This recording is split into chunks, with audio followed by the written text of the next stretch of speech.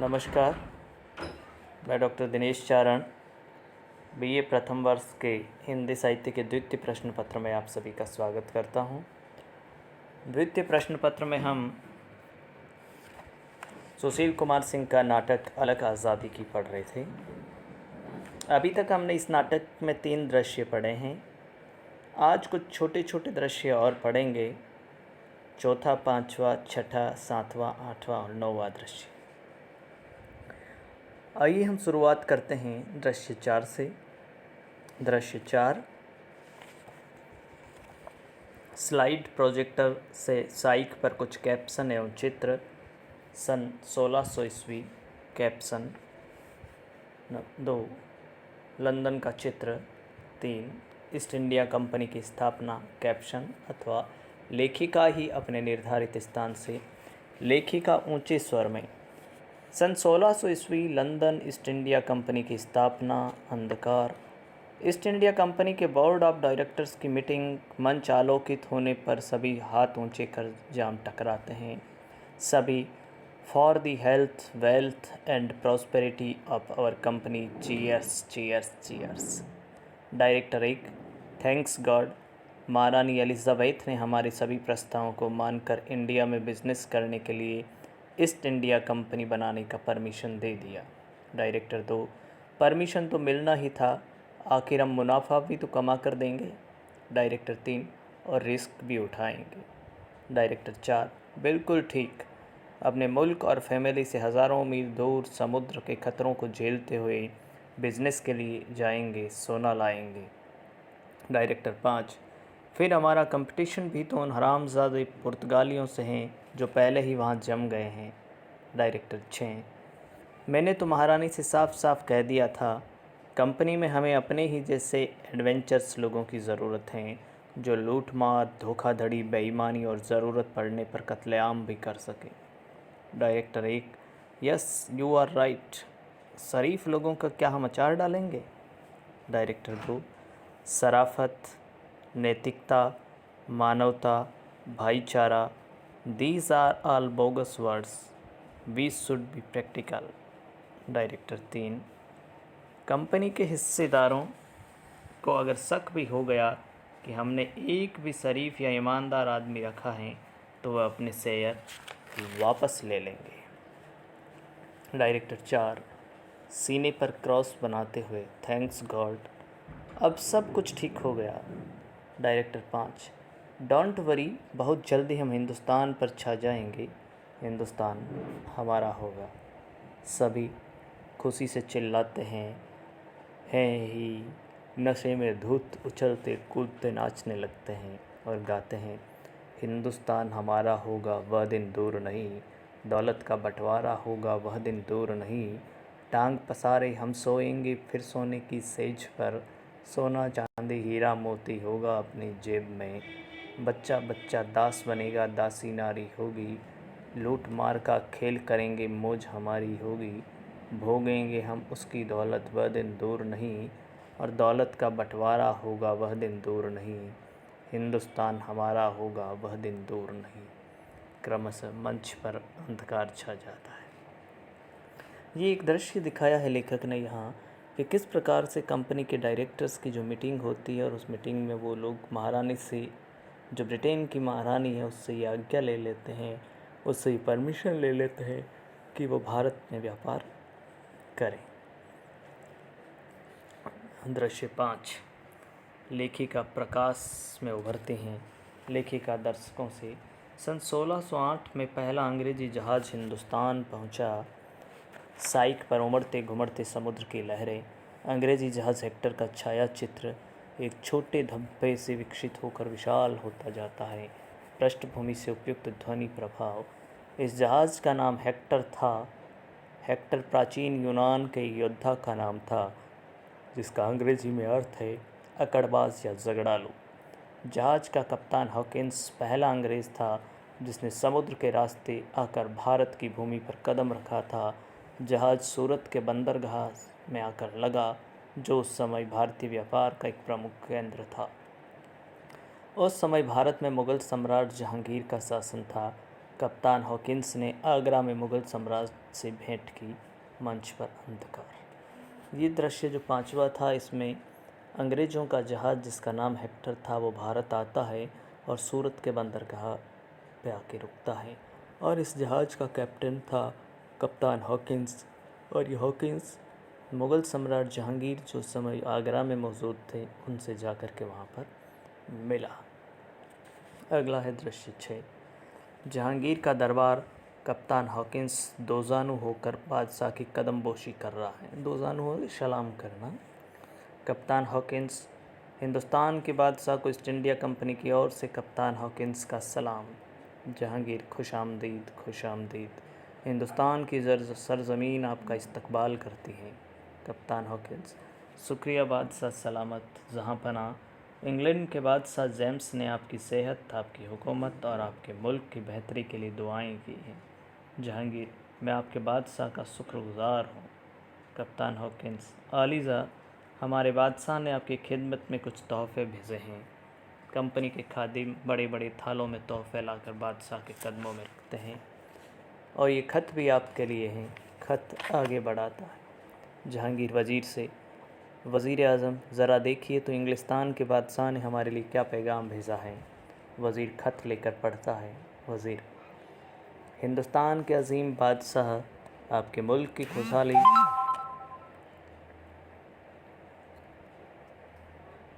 और आपके इंसाफ पसंदी की शोहरत समुद्री हवाओं के साथ बहकर पूरे यूरोप में फैल गई है। हम आपके मुरीद हो गए हैं और आपसे राजनीतिक तथा व्यापारिक रिश्ते बनाने की ख्वाहिश रखते हैं। यह आपकी दरिया दिली और दयानतदारी से ही मुमकिन है। आपका जेम्स। जहांगीर कुछ सोचते हुए। कप्तान हॉकिंस, आप हमारे शाही मेहमान हैं। जब तक आपकी मर्ज़ी हो आप हिंदुस्तान में रह सकते हैं। हम आपके बादशाह के प्रस्तावों पर विचार करेंगे। कप्तान हॉकिंस शुक्रिया आलम पनाह कॉर्निश करता हुआ दरबार से जाता है, सलाम करता हुआ। पुर्तगाली प्रतिनिधि जो कप्तान हॉकिंस की उपस्थिति से काफ़ी देर से बेचैन सा हो रहा था, बाअदब बादशाह से मुखातिब होता है। पुर्तगाली प्रतिनिधि। जहाँ पनाह गुस्ताखी माफ़ हो तो बंदा को अर्ज करें। जहांगीर इजाज़त दें। पुर्तगाली प्रतिनिधि। हुजूर, इन अंग्रेज़ों के बारे में सोच समझ कर फ़ैसला करिएगा। ये महाधूर्त, मक्कार और धोखेबाज हैं। हमारे माल से लदे हुए जहाज़ों को लूट लेते हैं। इनकी वजह से समुद्री रास्ते महफूज नहीं रहे। जहांगीर मुस्कुराकर, हमने तो सुना आप यूरोप वालों के यहाँ यही दस्तूर हैं, एक दूसरे के जहाज़ों को लूट लेना आप जायज़ व्यापार समझते हैं। पुर्तगाली प्रतिनिधि। हुजूर, ये सब इन बदमाश अंग्रेज़ों की वजह से ही हो रहा है। जहांगीर। जो भी हो आप फ़िक्र न करें। अंग्रेज़ व्यापारी बनकर हिंदुस्तान में आएंगे तो उनको भी वही रियायतें मिलेगी जो हम दूसरे मुल्कों को देते हैं। और यदि वह यहाँ लूटपाट करेंगे, बदअमनी फैलाएंगे तो हम उन्हें सज़ा देंगे। दरबार बर्खास्तगी का संकेत करते हुए उठ खड़ा होता है। मंच पर तेज़ी से अंधकार। ये दृश्य था जिसमें जहांगीर के दरबार में कप्तान हॉकिंस आता है और ब्रिटेन के सम्राट का जो पैगाम लेकर के आता है उसके बारे में बताया है। अगला है दृश्य 7। लेखिका पर पुनः प्रकाश। लेखिका। जहांगीर ने अंग्रेज़ों को न केवल व्यापार करने, कोठियाँ बनाने और मुग़ल दरबार में एलची रखने की इजाज़त दी, बल्कि यह भी इजाज़त दी कि वह अपनी बस्तियों में अपने कानून के मुताबिक अपने मुलाजिमों को स्वयं दंड भी दे सकते हैं। क्षणिक अंतराल। इस छोटी सी घटना की आलोचना करते हुए और बाद की सन 1857 की घटनाओं को ध्यान में रखते हुए अंग्रेज़ी इतिहास लेखक टॉरेंस अपनी पुस्तक एम्पायर इन एशिया में लिखता है, एक पुस्तक उठाकर उसके कुछ अंश पढ़ने का अभिनय करते हैं। बादशाह न्यायशील और बुद्धिमान था। वह उनकी आवश्यकताओं को समझता था। जो उन्होंने मांगा उसने मंजूर कर लिया। उसे ये स्वप्न में भी नज़र नहीं आ सकता था कि एक दिन अंग्रेज़ इस छोटी सी जड़ से बढ़ते बढ़ते बादशाह की प्रजा और उसके उत्तराधिकारियों तक को दंड देने का दावा करने लगेंगे, और यदि उनका विरोध किया जाएगा तो प्रजा का संहार कर डालेंगे तथा बादशाह के उत्तराधिकारी को बागी कहकर आजीवन कैद कर लेंगे। लेखिका अंधकार में। दृश्य 8। प्रकाश का संकुचित दायरा आखिरी मुग़ल सम्राट बहादुर शाह जफ़र को आलोकित करता है जो रंगून में कैद हैं।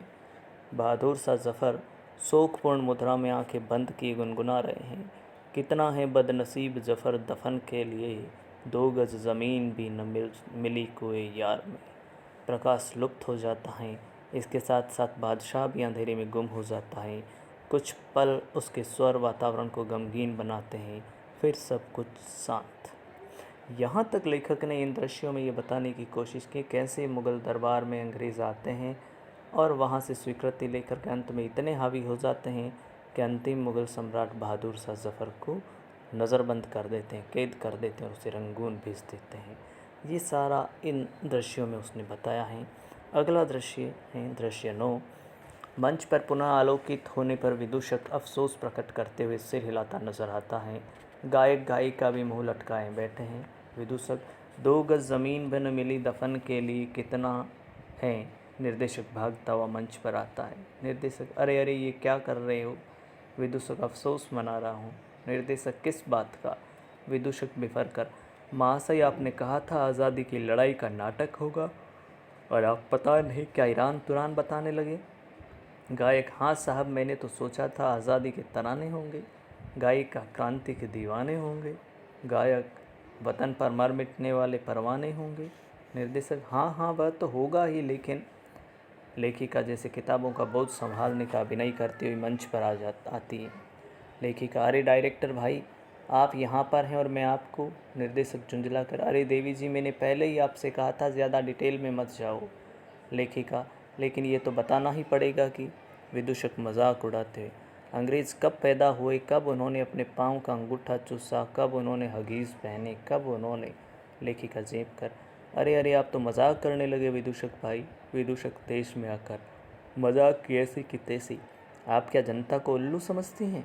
कौन नहीं जानता कि जहांगीर ने अंग्रेज़ों को व्यापार करने, सूरत में कोठी बनाने और अपनी बस्तियों में अपना कानून लागू करने की छूट दी।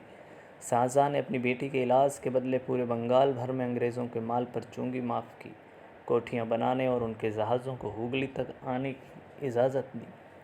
लेखिका हाँ, और शाहजहाँ के बेटे औरंगज़ेब ने मराठों की बढ़ती ताकत से निपटने के लिए अंग्रेज़ों को और भी तमाम रियायतें दी। विदूषक लेकिन कहावत है न, कुत्ते की दुम टेढ़ी। अंग्रेज़ सौदागर अपनी घटिया हरकतों से बाज न आए। कुछ व्यापारी अचानक चीखते चिल्लाते मंच पर प्रवेश करते हैं। ये पुर्तगाली, फ्रांसीसी तथा अरब व्यापारी हैं। इनके पीछे अंग्रेज कोड़ा फटकारते हुए आते हैं और इन व्यापारियों को पकड़कर बुरी तरह पीटने लगते हैं। गायक तथा गायिका उन्हें बचाने के लिए दौड़ते हैं। गायक अरे अरे क्यों मार रहे हो बेचारों को। गायिका मार मार कर अधमरा कर दिया है, अब क्या जान ही ले लोगे। अंग्रेज कोड़ा फटकारते हुए बीच में मत बोलो वरना तुम्हारा भी यही हाल होगा, यू फूल्स। पुर्तगाली व्यापारी को मारते हुए तो तुम सस्ता माल बेचता है। पुर्तगाली व्यापारी कराते हुए जो बाज़ार का भाव है वही तो बेचते हैं हम लोग। फ्रांसीसी व्यापारी तुम्हारा महंगा माल कोई नहीं खरीदता तो हम क्या करें। अरब व्यापारी अरे भाई व्यापार के भी कुछ उसूल होते हैं। अंग्रेज़ दो तुम उसको हमको उसूल सिखाएगा। ये लोग साड़ साड़ साड़ कौड़े से पीटता है। अंग्रेज़ 3 बाज़ार की कीमत हम तय करेगा बास्टर्ड। एक लात जमाता है। फिर मंच पर उपस्थित अन्य लोगों से कोड़ा फटकारते हुए ए तुम लोग इधर में क्या करता। निर्देशक घबरा कर न नाटक। अंग्रेज़ एक दहाड़ कर हट। विदूषक जल्दी से कुछ नहीं, आपकी व्यापारिक कुशलता देख रहे हैं। अंग्रेज़ एक गुड और कुछ तो नहीं देखा। गायिका नहीं नहीं कुछ भी नहीं देखा। गायक दर्शकों से खाल उधड़वानी है क्या। अंग्रेज़ तो वेरी गुड और कुछ देखोगे भी नहीं वरना मार मार कर भूसा भर दिया जाएगा। कोड़ा फटकारते अंग्रेज़ जाते हैं।